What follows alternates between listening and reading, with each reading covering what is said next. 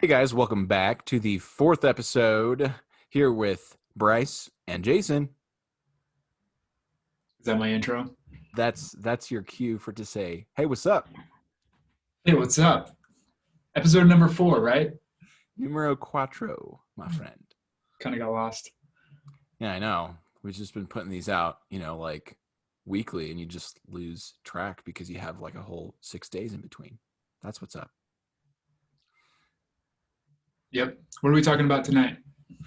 All right, so tonight we're going to be talking about the baby steps. Dave Ramsey's 7 baby steps. I know what they are, and my friend Jason does not know what they are. And probably Let many of me you may not know what they are. let me put some context around it. I know who Dave Ramsey is. I know his philosophy around money and budgeting and all that stuff. I know a little bit about his baby steps. I can probably guess them, maybe. Um, but other than that, I don't know the order or what they are exactly. So Epic. Well, tonight we're going to go into those. Um, what is your overall perception of Dave Ramsey?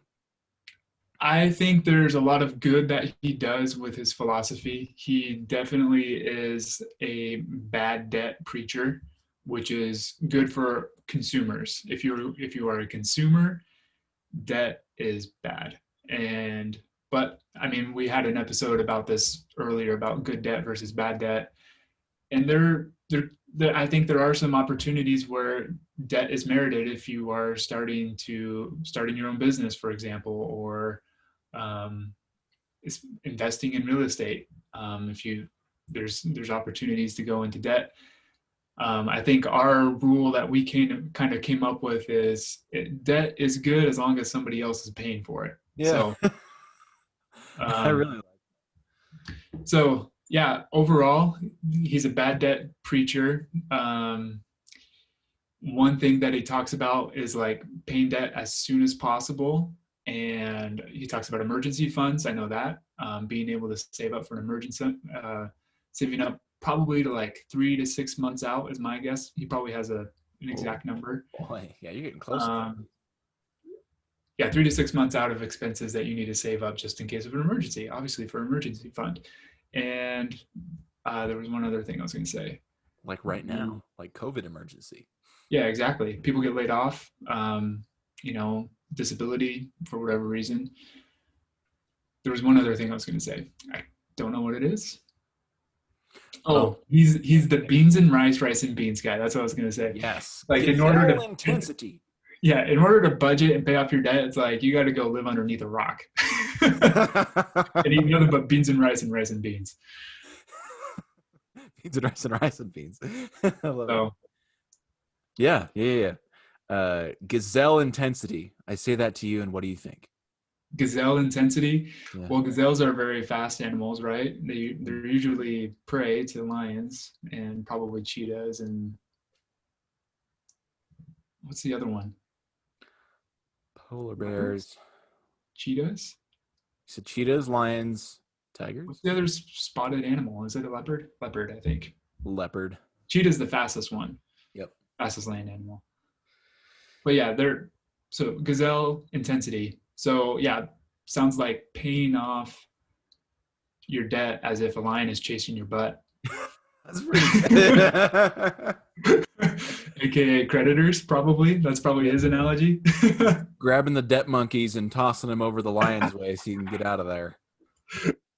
Debt monkeys. Watch out for those debt monkeys.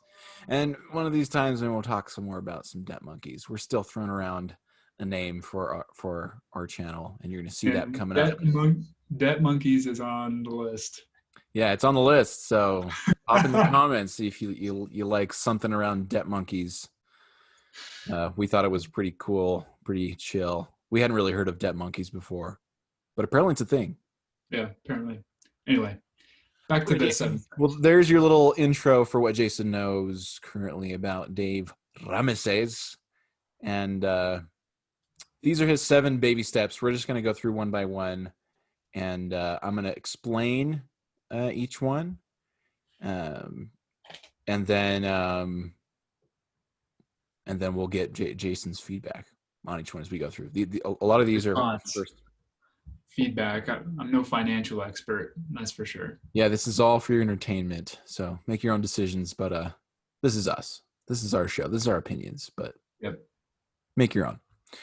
Wonderful. Baby step numero uno. Are you going to share Dave. the screen? Oh yeah, I will. Okay. Actually, after baby step one. Okay, because they'll probably show baby step 2. Yeah, well. Save $1,000 for your starter emergency fund. In this step, your goal is to save $1,000 as fast as you can. Your emergency fund will cover those unexpected life events you can't plan for. There are plenty of them. You don't want to dig a deeper hole while you're trying to work your way out of debt. So a little bit of background for this one is, for example, if you have credit card debt, for example, and let's say you are net negative at the end of the month, is that you're going into debt at the end of the month.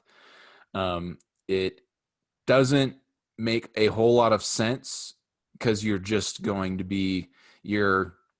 on a treadmill and you're never going to get ahead unless you step off the treadmill and start walking forward. And so that means changing some things, the way that things are done, and hopefully being net positive at the end of the month, you making an extra $100 a month, and then you can actually start to pay down debt. But he says, even before you do that, you build up this $1,000 emergency fund before you even start. So what's your perspective on that, Jason? I think that's a really good first step because one, if people aren't in the habit of saving money, they will never be able to start saving money, even if it's 1%, 2% of their paycheck. So building up even if it's a small reserve that doesn't even really cover, most, $1,000 emergency fund in California is going to eat through the first week for somebody that lives in California. So I think $1,000 might be, I think it's a good starting point, but I don't think that might be the definitive number for most people. His target audience is, probably middle-class America, Yeah. Everyone who's getting credit cards, buying cars that maybe they can or can't afford, but maybe they can afford the monthly payment, but they don't know what's happening to them on a long-term basis. Yeah. So yeah, I would agree on that because it gets people into the habit of saving. And like you said, hopefully getting into the net positive instead of paying into the debt instead of going into the red every single month. So yeah, I would agree with that. I would even expand on that to be like, get into the habit of saving, even if it's 1%, 2%, and building up a reserve. So that way you're in the habit of saving. And I want to I think why stop at 1,000? Like if you're in the habit, if you can manage a half of a percent or 1% out of your paycheck, and cut some other things, do that and just set it and forget it. And once you get those credit cards paid off, amplify it to 8-10%. So that way you're increasing more in your savings, and don't let it stop. Like why stop at 1,000? Yeah, no, I like that. Yeah. Things happen in life and you kind of don't know, you might have a kid that goes to the hospital and $20,000 is unexpected, maybe Right. insurance covers some of that, but a lot of that's coming out of pocket and you just don't know. And he talks about Murphy's Law. He talks about old Murph. And for those of you that don't know, Murphy's Law states that what can happen will happen. If you've seen Interstellar with Christopher Nolan, big space movie about space time, and You're referencing that just because you just watched that last week. And I did just watch that. We're going through all the big movies, Avatar, Christopher Nolan. Well, Christopher Nolan, I just like Christopher Nolan and Leonardo DiCaprio. Those guys are just solid actors. I really like watching those guys act. Anyways, you get me off track. His daughter in the movie. Now he's an engineer. His daughter, her name is Murph or Murphy. Yeah, and she's like, I don't like that you named me this, because you named me after this law. And he's like, no, it's just saying that what can happen will happen. So it's like just be be prepared because you don't know, you know. And I think that's a great thing. I think for this first step, I think it is a really good protection against Murph, because Murph will come and get you in a time when you don't know. And so you might love that you're attacking credit card debt, but you're always zeroing out at the end of the month. You don't have anything left in savings. And that's a problem because you'll get hit right back onto those credit cards once something comes. And so it doesn't make a whole lot of sense to be attacking that debt without having something to protect you from Murph. Mm-hmm. Yep. Yep. I agree. Well Love it. said. You ready for baby step number 2? Yep. Let's do it. Baby step number 2. I'm going to share the screen here. This is straight from Mr. Ramsey's website. Baby step number 2 right there at the bottom. Pay off all debt except the house using the debt snowball. And now we talked about the debt snowball in episode 3. So if you haven't watched that, we'll link it in the cards. Go check that episode out. It talks about the debt snowball and the debt avalanche, which is a different type of attacking a debt. So I'm going to read this. Baby step 2. Next, it's time to pay off the cars, the credit cards, and your student loans. Start by listing all your debts except for your mortgage. Put them in order by balance from smallest to largest, regardless of interest rate. This is called the debt snowball method, and you'll use it to knock out your debts one by one. So again, we did show this last time, but for those that aren't going to go back and watch that episode, I will quickly sum it up for you. Obviously, Dave Ramsey already did. But the reason why he wants you to do the debt snowball method is because of the psychological wins that it gives you. Because interest rate scares people. They see a 20% interest, 24% interest on their credit card, and they go bananas because they don't really understand what that means. But they want to pay that one off fast, right? And so you'd think you'd want to pay that one off fast. What he's telling you is, regardless of the interest rate, just look at your debt smallest to largest. You get a credit card for $2,000 and that's your smallest amount of debt. That is the one you attack first. Pay the minimums on all the other debt payments and pay as much as you can. Again, you're not tapping into any of your $1,000 savings in step 1. You're just attacking this with any extra cash flow that you have until that one is paid. And then you're taking, let's say it was $100 that was going towards that $2,000. It gets paid off, and then you take that $100 and you stack it on your second debt that's $5,000 credit card, and you pay that down with that extra $100, and you keep going, and that's kind of the snowball that gets your momentum going. Yep. But the big win is paying off that $2,000. It psychologically says, I'm moving forward and this is helping. It's like this, aha, like maybe I can get out of debt, if you didn't believe before. So what are your thoughts on that, Jason? Yeah, I think it's great. I think that's a great next step. And I mean, you summed up the snowball effect or the snowball strategy very well. And I think it's a good strategy. And it works for most people, I would say. And yeah, I don't have any other comments on that. I agree with that one. Sure. Especially if you're in consumer debt, like pay it off. For sure. And maybe I can ask you a follow-up question that Yep. we talked about in episode 3. Currently with your debts, you are using the avalanche method. Correct. Now explain maybe a little bit why you're choosing the avalanche method, because it has to be because you think there's a net benefit to you on that one. So what are the reasons why you're choosing that? Essentially, and I can run the numbers quickly in my head. I mean, let me rephrase that.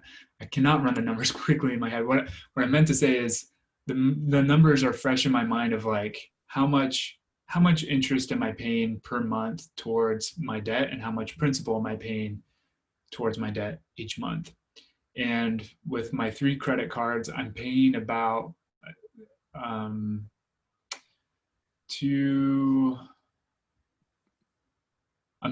paying total close to $400 in total towards the credit card debt, and like 80%, maybe 70% of that is interest. And what I'm going to do, what's that? That's crazy. Yeah. And what I'm going to do is flip that, not flip it. Let me pull up. I think I have it I have it written down somewhere. Yeah, for sure. So, okay, from two of my credit cards, I'm paying at least $200, oh, just over $200 in interest. And I'm paying a total of close to $350. So I'm paying about $200 towards interest and $150 towards principal on both of those cards. And what I'm going to do is I'm going to consolidate those onto one line of credit that's about half the interest rate of a normal credit card. So we're going from 16.99% to probably around 8%. Mm-hmm. And now and that interest is going to drop. I'm going to be paying about $150 in interest when I switch it over to a single line of credit, at the lower interest rate. And if I continue to pay $350 towards those, now I'm paying $350 to one line of credit, and I'm only paying $150 towards interest. Now I'm adding $200 towards interest, towards the principal. So I'm going from $200 in interest down to $150 in interest to $150 in principal to now $250 or $200 in principal. So it's a $50 difference between the interest and the principal, if that makes sense. Hopefully, I explained that in a you nailed it. And I would want to request that we do an episode on tracking that and just showing how both of us are going to be paying down our debts. And the method that I'll be using is the debt snowball, and Jason's going to be using the debt avalanche, and we can show more of the benefits there. But I do completely agree with Jason that the avalanche method will save you probably quite a bit more money, actually. Yeah. And here's where again Dave Ramsey is addressing the average Joe, the average person that doesn't know what they've got themselves into. And so again, it's still good advice, but I mean, you should still double check it and see what it is that you're wanting to do, because you could be just as motivated like Jason to take the avalanche method and pay off those high interest cards, or get it to a lower interest rate and then pay it down. And so, yeah, that's something for you to think about. But yeah, if you want the dumbest, don't think about it method, yeah, Dave Ramsey really does hit it straight on the head, because he tries to do this all with human emotions instead of with, I don't know, using more intellectual ways of attacking debt. Yep. But it works. It does work. What Dave Ramsey teaches, I mean, it's worked for a lot of people. Yes. Yep, for sure. Yep, and he definitely plays into the emotions about it. Getting that quick win of paying off your first credit card really fast. That's an emotional, that's a huge motivator. And like, I've paid off a couple already, and it's like, yeah, sweet, this is awesome. Like, let's keep going. Yeah. So, but yeah. Love it. Anything else on that baby step 2 before we go to 3? Nope. I think we covered it pretty well. Let's hit baby step numero 3. Save 3 to 6 months of expenses in a fully funded emergency fund. So this is something that Jason alluded to in his knowledge about Dave Ramsey, and he was right. Yeah, nailed it. Nailed it. We need that little stamp on the screen. Nailed it. Nailed it. You've paid off your debt. Don't slow down now. Take that money you were throwing at your debt and build a fully funded emergency fund that covers 3 to 6 months of expenses. This will protect you against life's bigger surprises, like the loss of a job or your car breaking down, without slipping back into debt. Yeah. So I think this covers some of the things we were alluding to in step 1. Yeah, it is. And I think, I guess the epiphany or the light bulb that went off for me was using that money that you're paying down for your debt and putting that towards your emergency fund. That totally makes sense. And that's a very smart step to make, because when I do that, like, I could easily I think my debt payments every month is around $700. And so like putting away $700, like, ooh, that's going to feel so good. And just be like, you can build that emergency fund up in a few short months to be able to pull that off. So Definitely. Yep. I love that. And currently, I mean, so this depends on your expenses, which is interesting because we all have different types of expenses. You might rent a home for much less, or you might own a home for maybe a little bit more, depending on the home you own, the area right. that you live, the amount you spend on eating out, stuff like that. So if it's 1,500 to 2,500 at maybe it's over that, 3,000 a month. So if 3 months, $3,000 a month, that's $9,000 for 3 months worth of expenses. Potentially could be less, potentially more. And if you want to save more months, you're going to be up in the, just shy of 20 grand. And you have that sitting in cash. It is not invested. It is not touched. I Yeah. believe that's what Dave says about this. He says, don't touch it. Don't touch it. Don't touch it. Don't you touch it. Yeah. And I would say too, because I think that's great, setting aside an emergency fund for that. Um, I'm curious to know, like, does that go into a savings account? Does that go into that you just take out the cash and put it on, is it mattress money type of thing? Um, do you know? Um, I'm not sure, and there might be some wiggle room here for kind of where people store this, but I think generally he says checking account, you just leave it in there. Okay. Because I would also say that um, if your company does not provide you an HSA account, a health savings account, which allows you to pay for a lot of things. And I think we can do an episode on HSA accounts, and it's Yeah, that would be good. a really awesome account. Or like I mean, we can do an episode on retirement accounts too, like 401ks and all that stuff. Um, you're still sharing your screen, man. There we go. Oh, you're good. Sorry, I'm just getting on my headphones here. But anyway, contributing to an HSA account, that money can be used for an emergency fund. Like we contribute to an HSA account and our employer matches that. And that we build that up for an emergency fund for medical expenses specifically. If there was something that were to happen medically, or if there's a major medical procedure that we need to do, wisdom teeth or LASIK or whatever, something like we can save up for that and be able to just pay that off with cash. And the great thing about HSA account is that it's not taxed when you take it in, when you put money in, and it's not taxed when you take money out, which is just a huge benefit. So maybe perhaps in addition to saving 3 to 6 months of expenses on the side, you can build up an HSA account. And as far as I understand, like you can just go on to an HSA provider and sign up for one and have it, and you can have it for life. And even if you get it from one employer, like if you leave that job, if you get fired from that job, you have that HSA with you for the rest of your life, and you can contribute.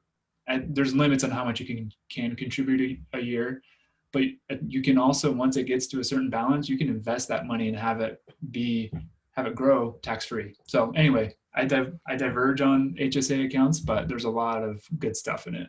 Oh yeah, no, yeah. I think we should definitely do the types of investment accounts. Do an episode on that. I think that would be really valuable. But yeah, I think Dave's solid on that. 3 to 6 months of expenses. You gotta be prepared. I mean, you and I were both Boy Scouts, right? Be prepared.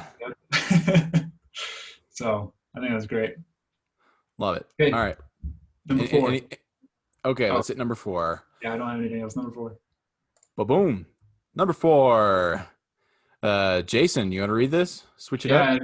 Invest 15% of your household income in retirement. It's time to get serious about retirement, no matter your age. Take 15% of your gross household income and start investing it into your retirement. Start with your company's 401k plan and receive the full employer match. Invest the rest into Roth IRAs, one for you and one for your spouse if you're married. Great.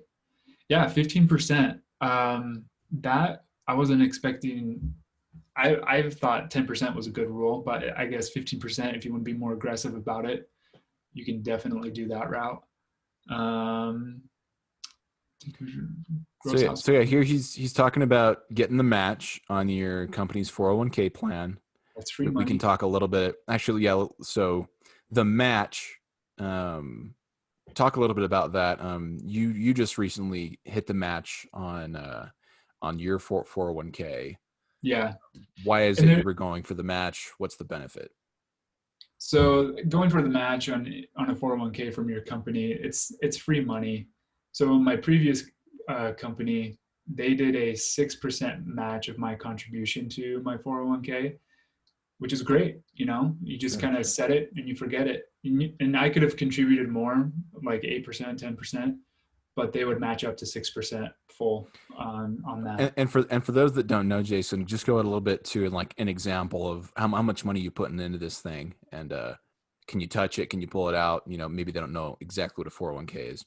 Yeah. So just briefly, 401k is basically, from my understanding, is just a retirement plan that employers can offer. And you can also get one if you're self-employed too, but 401ks are offered by employers to the employees to help them save for retirement. And they will incentivize their employees to sign up for them by matching their employees' contributions to a 401k. And there's two different ones. There's a traditional 401k, I think that's what it's called, and a Roth 401k or IRA. And they're just taxed differently. And we can go into the difference of that. Yeah, we can hit that at a Basically, different time, but I think that yeah, simple explanation is pretty good. And usually these 401ks are sometimes, or I would say most times, invested in something like an index fund, the S&P 500. yep, Um, so this is going to ride the stock market usually. yep, yep, I know that some can be different, but yeah, and so if there's a 6% match and you're putting $100 into this a a month, what does that 6% match mean? yeah. So, well, it's a 6% of your. So, Of like your one of of your my income or what? employers, I did 6% of my gross paycheck. So, Okay, for so it is example, based on pay. yeah. So if I made $1,000 on one paycheck gross, then they would contribute, what's that, $60? If I Okay, contributed $60, so a total of so you'd have to 120. hit 60 for that paycheck. They'd hit another 60, so you get a free 60, total of 120 for that paycheck. Nice. Yeah, and if it's paid bi-weekly, that's 240 every month that you can contribute. That goes into your 401k. And if it's a Roth, that's even better because it's taxed initially and not taxed when you take it out. When So, you pull. Nice. So all the dividends and growth is not taxed. but yeah, that's something, especially like setting up IRAs and 401ks. If you're married, that's something that actually we need to do. And there's a lot of stuff that I'm like, yeah, we need to do some of this stuff. So Yeah, there are 15%, some man. solid benefits to IRAs in as far as taxes go. And taxes, interestingly enough, debt is one, debt monkey or whatever, debt is the lion chasing you, but taxes can be just as aggressive. And so knowing how to um, honestly and lawfully abide by the laws, but also use the laws that were built, so that you can be able to get some retirement for you. Because a lot of people get to the age of retirement and then you see them at Walmart being greeters because, you know, they didn't, and maybe they had hoped that they would be in a place of retirement, but you got to be aware that if you're invested in the stock market and then it crashes around the time that you're trying to retire, you no longer might not be able to retire anymore because that money is not going to produce enough interest for you to live off of, and that is the goal.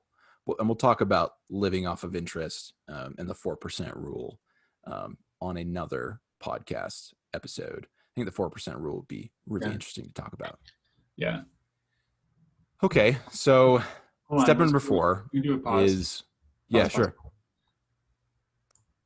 All right, Jason and I had a quick huddle, and we're going to discuss 401ks a little bit further, and we're going to end this episode as the first part of Dave Ramsey's 7 baby steps, and then we will hit the last 3 in the next episode, episode 5. Last 4, I think. We just covered the 4th step, and there's 7 steps. So if Oh, my we math is did? correct, only 3. I guess I just can't count up to 4. It's all good, man. Luckily, we don't get judged for that too crazily. We have calculators nowadays, so we can just punch it in. We don't have to feel dumb. And if we got it wrong, we're like, oh, the calculator was wrong. Yep. We got backup things to blame our problems on so we don't get, super anxiety depressed in social circumstances. Not like when back in the day, when you were wrong and it was just you and you didn't have anything else to blame. Let's not go down the blame train, all right?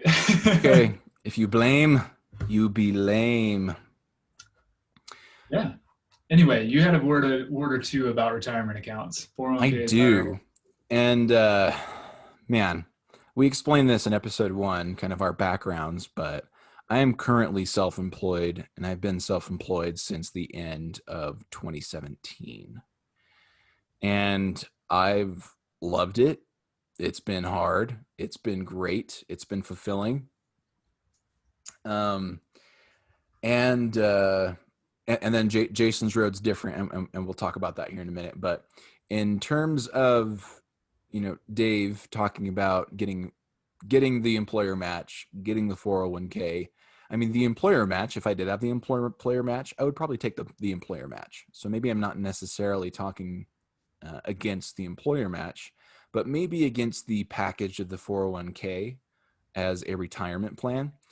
For a couple of the reasons that I listed before. One of them being usually these 401ks are invested in an index fund like the S&P 500, the NASDAQ, the Dow. And if there's a recession that happens when you're just getting ready to retire, you're not going to be able to live off the interest that's being produced. And that goes into the 4% rule, which the FIRE or the Financial Independence Retire Early community talks about a lot, is that you need to be able to live off the interest, and you can use the multiplier of 4%. So if you have $100,000, actually, you know what? We'll go into that on a different episode. But basically, to live off of the interest after a big market crash, some people just can't do it. And so 2008 happens, COVID happens, and all of a sudden you're at Walmart when you never thought you were supposed to be there. You're supposed to be on the beaches in Hawaii or in Puerto Rico, but that's not happening. And one of the reasons is because this vehicle that you invested in is invested in the market. Now, over the long term, I do agree that can be a steady push, and it has done really well. The market has done well over the years. It's been up.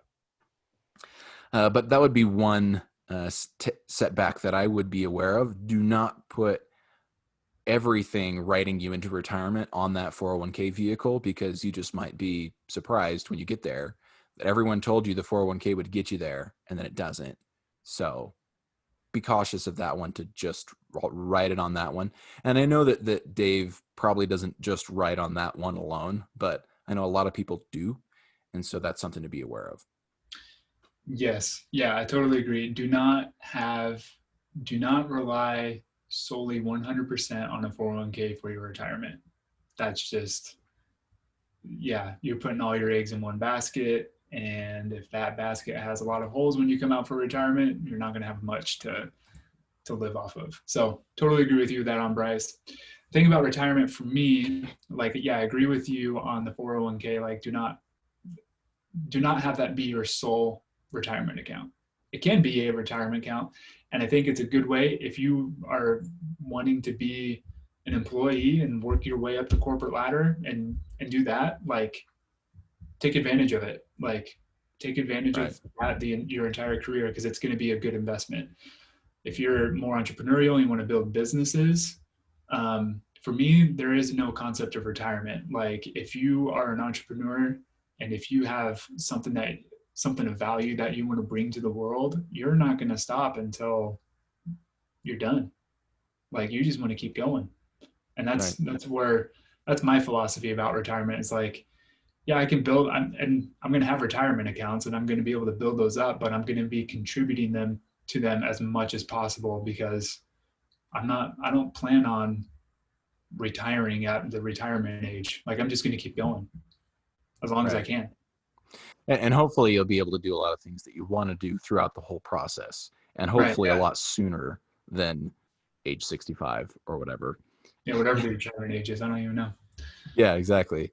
And that isn't the goal for this channel. For this channel, we in this podcast, we want to be able to get you to a better place financially so that you can do things like that. You can be like, all right, I have a couple of accounts, I have a couple of side hustles that have maybe turned into businesses by now, and those things are producing enough for me to go and be at Hawaii for a week, and just chill and let the businesses roll. So Mhm. um, that's my hope for you people out there listening to this episode.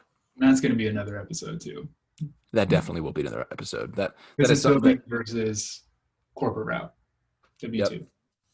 Yeah, and there's both ways to get there. Yeah, if you're working a W-2 or you're a specialist in a certain field, definitely you can make this happen too.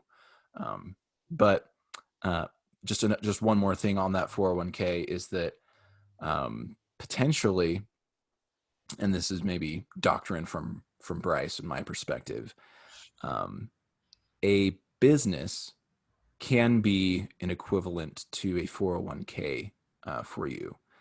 For example, I have a home in Arizona that is an Airbnb, and it's been producing well. And I've been hands off from that business. There's a management company that runs it, but it's paying down the mortgage for me. The asset is appreciating over a longer term, and it's producing cash flow. So potentially, after that home is completely paid off, and it's worth a quarter or a $500,000, potentially that can be a version of a 401k for a self-employed person, something that wants to take another route that didn't get the match, or whatever reason. There are multiples of different investments and vehicles. And I would wager that there is much less risk in something that you are passionate about and something that you are working towards, something that you are researching, than just handing over your money over to Wall Street and hoping for the best. So think about it, and if you're going to do it, great. But also have other plans of streams of income just in case you get to the end and you figure out that you're not going to have enough. So Mm-hmm. those are my thoughts. Jason, any last thoughts here on the investment accounts for Dave Ramsey's 7 steps? No, I don't have any. I think you said it very nicely. So I think we're good to wrap up part one and move on to part two. Wonderful. All right. This concludes this part. Make sure to watch part 2, and it'll either play right after this or we'll link it up here in the cards. And that'll take you to the part 2 so you can finish up the 7 steps with Dave Ramesses. So I hope you've enjoyed this episode, and we'll see you on the next one. Peace. Peace.